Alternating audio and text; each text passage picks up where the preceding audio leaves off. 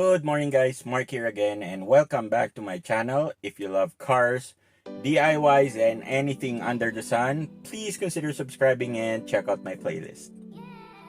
Okay, so magandang umaga mga paps. Welcome ulit sa channel natin. It's been a while since nagbago ako ng intro.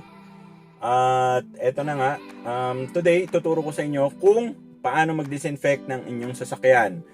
Eto, ginagawa ko na to since kahit noon pa, nung sa dati kong sasakyan, kahit wala pa nung COVID noon.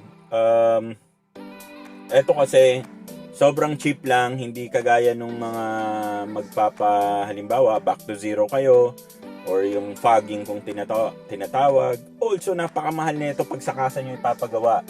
Kung hindi ako nagkakamali, meron silang parang anti-bac something na package.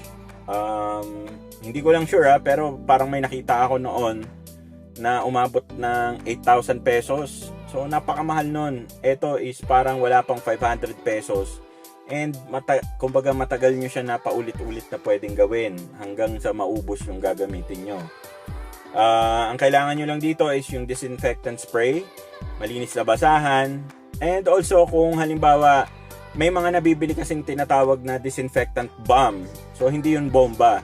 Kumbaga kit yun na nabibili sa mga Ace or sa Blade. Tapos pinipisil lang yon pero single use lang kasi yon. So ang effect nun is parang mag-i-spray lang siya ng disinfectant na chemical sa loob ng sasakyan hanggang sa maubos yung laman ng canister. So eto yung sa atin, kumbaga depende sa inyo kung gaano kalaki yung bibilhin nyo. At also, matagal nyo rin kumbaga gagamitin. Depende rin, syempre. Kung halimbawa, yung ginagamit nyo yung sasakyan nyo for, let's say, Grab, or kung ano pa man, yung mga transport services, dapat halos mayat maya or tuwing meron kayong bagong pasahero, dapat nagdi-disinfect kayo.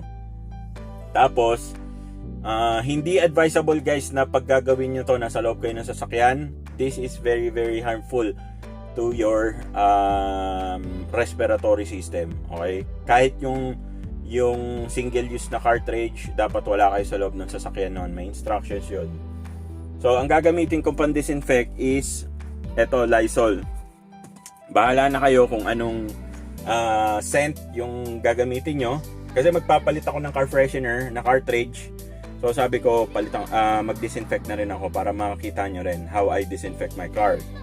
Tapos, papakita ko rin kung gaano karami yung dapat nyong i-spray and bakit hindi dapat sobrang dami. Okay, so first thing to do, mga paps, is start nyo muna yung makina. Ayan. So after nyong i-start, ano muna natin yung volume ng stereo at baka ma-copyright. Anyway, so pagka-start nyo ng sasakyan, ang gagawin nyo, kahit ipatay nyo yung AC, hindi yan kailangan. Yung recirculate feature, patayin nyo. So ang magiging effect nyan, yung vents ng sasakyan nyo is mag-o-open. So sisip-sipin yan kung ano man yung nandun sa labas. Ang gagawin nyo, i-full blast nyo yung blower, i-maximum nyo. So doon muna yung view sa labas ang ipapakita ko, and then ilalagay natin tong phone sa loob para makita nyo rin kung anong nangyayari.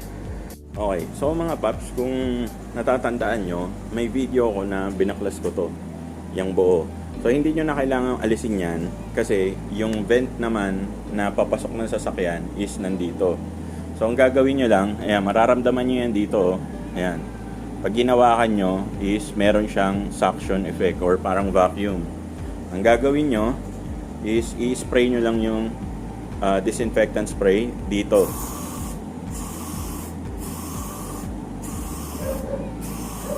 Ayan, ganyan lang yung spray. Okay. So pwedeng steady, pwede rin yung spray lang. Mapapansin nyo yan, pag binuksan nyo yung sasakyan is maaamoy nyo na yung disinfectant spray. So sige,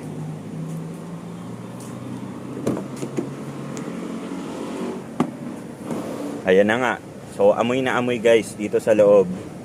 So ang gagawin ko, iwanan ko yung phone, itututok ko siya sa vent para makita nyo.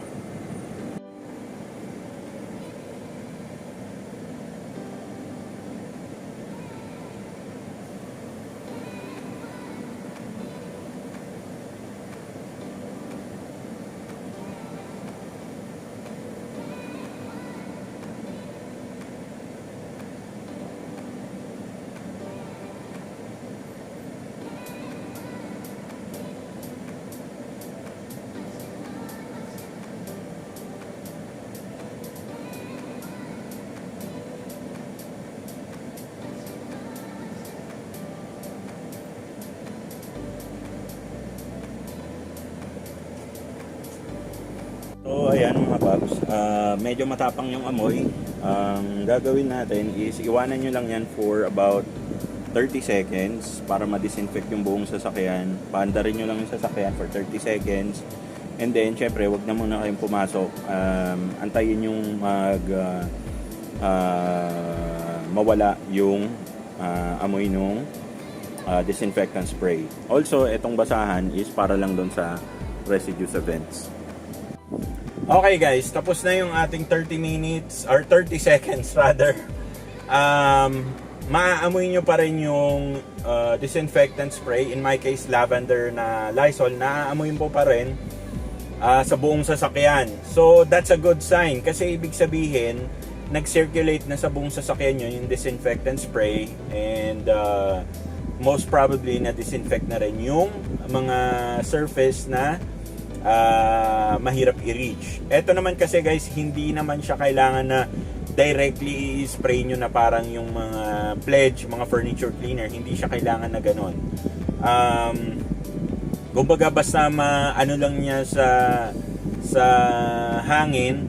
So yung halimbawa yung mga COVID, coronavirus, mga ganyan, mamamatay or kumbaga madi-disinfect niya yung COVID doon sa sasakyan nyo, or kahit ano pang mga airborne diseases, 'di ba? Mga virus, mga kung ano-ano.